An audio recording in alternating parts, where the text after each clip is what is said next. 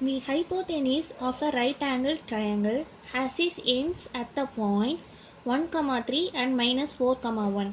அதாவது ஒரு right angle ட்ரையாங்கிளோட hypotenuse மிகப்பெரிய சைடு இருக்குது பார்த்தீங்களா, அது வந்து பாயிண்ட்ஸ் எங்கே இருக்குமா, 1, 3ல வந்து ஒரு எண்டு இருக்கும், அதுமாதிரி -4, 1ல் ஒரு எண்டு இருக்கும். இப்போ என்ன நம்ம கண்டுபிடிக்கணும், find and equation of the legs perpendicular sides. இப்போ ஒரு சைடு ஹைப்போடெனிஸ்னால் மற்ற 2 சைடும் பெர்பெண்டிகுலர் சைட்ஸ் தானே, அந்த சைட்ஸோட ஈக்குவேஷனை கண்டுபிடிக்கணும். இப்போ அந்த சைடு வந்து ஒரு லைன் தானே, இது இப்படி ஒரு லைன் இருக்கும், இப்படி ஒரு லைன் இருக்கும், அந்த லைனுக்குள்ளே ஈக்குவேஷன் கண்டுபிடிக்கணும். Which are parallel to the axis.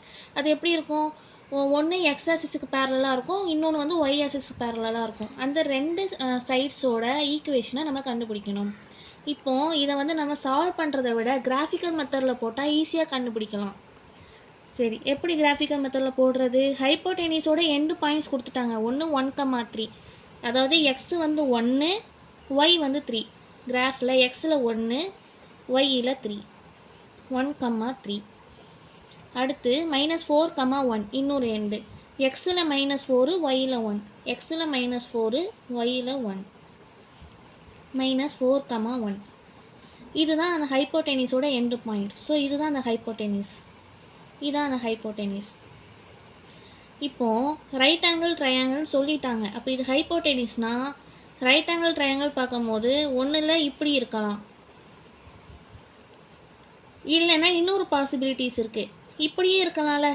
இந்த ஹைப்போடெனிஸ் எடுத்தோம்னா இப்படியே ரைட் ஆங்கிள் ட்ரையாங்கிள் இருக்கலாம்ல, இப்படியும் இருக்கலாம், இப்படியும் இருக்கலாம். 2 பாசிபிலிட்டி இருக்குது. முதல்ல நம்ம இப்படி பார்க்குறோம், முதல்ல நம்ம இதை எடுக்கிறோம், அதுக்கப்புறம் நம்ம இதை எடுக்க போகிறோம், சரியா? அப்போது நம்ம ஃபஸ்ட்டு பாசிபிலிட்டி எடுக்க போகிறேன், அப்புறம் நான் செகண்ட் பாசிபிலிட்டி எடுக்க போகிறேன். ஃபஸ்ட்டு பாசிபிலிட்டியை எடுக்கும்போது இதுதான் எனக்கு ஒரு சைடு, அது மாதிரி இது எனக்கு இன்னொரு சைடு. இந்த சைடு இருக்குது பார்த்தீங்களா, இதுக்குள்ளே ஈக்குவேஷன், இது ஒரு லைன் தானே, இதுக்குள்ளே ஈக்குவேஷனும், இந்த சைடு இருக்குது பார்த்தீங்களா, இதுக்குள்ளே ஈக்குவேஷனும் நான் கண்டுபிடிக்கணும். இப்போ அவங்க கொடுத்த மாதிரியே இது வந்து ஒய்க்கு பேரலாக இருக்கா, இந்த லைன் வந்து எக்ஸுக்கு பேரலாக இருக்கா, இந்த ஈக்குவேஷனை நம்ம கண்டுபிடிக்கணும். சரி, இப்போது இந்த லைன் பார்த்தீங்கன்னா இந்த லைன் வந்து எதில் வந்து ஜாயிண்ட் ஆகுது, எக்ஸில் 1ல் ஜாயிண்ட் ஆகுது. அப்போ இந்த லைனோட ஈக்குவேஷன் என்ன, எக்ஸ் ஈக்குவல் டு 1. இந்த லைன் பார்த்தீங்கன்னா எதில் கிராஸ் ஆகுது, 1ல் கிராஸ் ஆகுது, ஒய்யில் 1ல் கிராஸ் ஆகுது. அப்போ இந்த லைனோட ஈக்குவேஷன் என்ன, y ஈக்குவல் டு 1. இப்போ இன்னொரு பாசிபிலிட்டி, செகண்ட் பாசிபிலிட்டி இருக்குது, அது வந்து இந்த லைனு, அது மாதிரி இந்த லைன். இப்போ இந்த லைனை எடுத்துக்கிட்டோம்னா அது எக்ஸில் எங்கே கிராஸ் ஆகுது, -4. அப்போ இதோட ஈக்குவேஷன் x ஈக்குவல் டு -4. இந்த லைன் எடுத்துக்கிட்டோம்னா அது ஒய்யில் எங்கே கிராஸ் ஆகுது, 3ல், அப்போ y ஈக்குவல் டு 3. இவ்வளோ தான் ஆன்சர்.